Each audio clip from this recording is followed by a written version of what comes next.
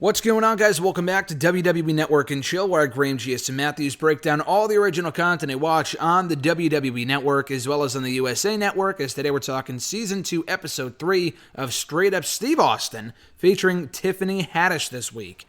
We first had... What was the first episode? I know last week was Ice-T. Oh, Luke Combs was the first one. We had Luke Combs, Ice-T last week, Tiffany Haddish this week. I don't know a ton about Tiffany Haddish. I'm more familiar with her than I was Luke Combs. I know a lot about, I'm obviously very familiar with who Ice-T is, not so much his background. I knew Tiffany Haddish was in the Girls Trip movie that came out a few years ago, back in 2017. I didn't know that was her breakout role. I thought she had been around for a while. But they kind of... What I like about Straight Up Steve Austin is that they open every episode with a quick... summary of who the guest is, what they're all about, what they're famous for, where they came from, blah, blah, blah, before Steve gets into the details of their story, their upbringing, their backstory, whatever, later on in the episode. So I like that a lot. But yeah, they kick off the episode riding around in Steve's camo Bronco on the streets of Los Angeles. And I guess she still lives in South Central Los Angeles. She grew up there, still lives there, enjoys it very much. Steve brings up how she has since shaved her head. I never knew that she has since shaved her head until I saw her on this episode. And this was taped like a fucking year ago, I think. So either she grew back the hair since then, or she only went with a shaved head look for a while, or a little while, about a year ago. I don't know. But when he asked her why she did it, she said that she just wanted to see her scalp. I thought she was going to say, which is cool, but I thought she was going to say, oh, I donated it to charity or whatever. She was like, oh, I just wanted to see my scalp. I'm like, oh, okay, that's a good enough reason too, I guess. But she mentions how she only ever wanted to do stand-up comedy. That's really where she got her start, was in stand-up comedy. She talks about meeting Carol Burnett, who was a huge inspiration and a huge influence on her, and how she really wanted to be funny like her. She wanted to do stand-up like her. And when she met her, probably recently, she wanted to cry when she met Carol Burnett. She talked about doing the Dave Chappelle camp and had a lot of fun. And she tells a few stories from that and interactions that she had with Dave and other people at the camp. So she and Steve go to Marina Del Rey. They get all dressed up and not dressed up, but they put on fucking, not suits, but suit jacket type things, suit jackets. And they get dressed up to go yachting. I don't know what they're just on the water driving in this nice boat. And they're driving around in that for a while. They talk about her going up in an air balloon. That was a story. She talks about still being very frugal despite being famous now. She's still very frugal, very safe and smart with her money. She only ever carries around $100, no more than that. And she does note that she does always carry, though, a $2 bill. Because if you have a $2 bill in your purse, I guess according to her grandmother or her mom or whoever, that means you always have money coming in. So words of wisdom from Mama Haddish, I believe, or Grandmother Haddish or whoever. So then she talks about where, Girls Trip, that movie, of course, that I mentioned earlier, that was where her career took off, and she discussed the audition process, how she got casted for it, and how her career really took off from there.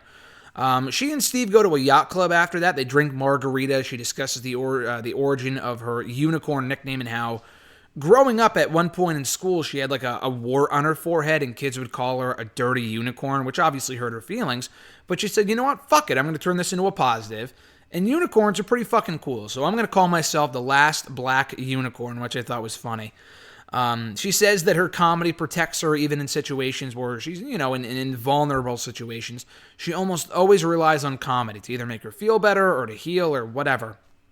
She talks about how Richard Pryor had a heavy influence on her style of comedy and an interaction. I don't know if she had with him or someone at a show, but basically where it was leading, where it was that if the person on stage is talking about politics or religion, no one gives a shit about that. No one wants to hear about that.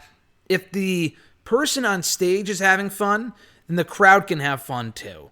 And that's all, it's really what it's all about, she said. Being on stage and performing in front of a crowd, it's all about having fun. She talks about her own show and how she likes to put on comics that she thinks are funnier than her, to ensure that it's a great show, it goes well, it's always funny material, blah, blah, blah.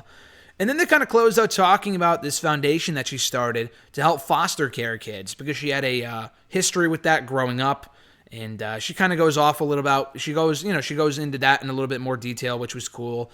And she talked about how She may spend up to 5 minutes a day complaining, talking shit, whatever, but no more than ever 5 minutes. Because if it's ever more than 5 minutes, she's in a bad way, and she likes to keep that negativity to a minimum. She also talks about a relationship with a rapper named Common. I think I've heard the name before. I'm not well-versed in rap and artists and stuff like that, even outside of rap. Anything involving music, I'm not too great on people's names and the songs and stuff like that. But I think I have heard of Common. I think they've been in a relationship now for a few years. They have a lot of fun. He makes her laugh, which she loves.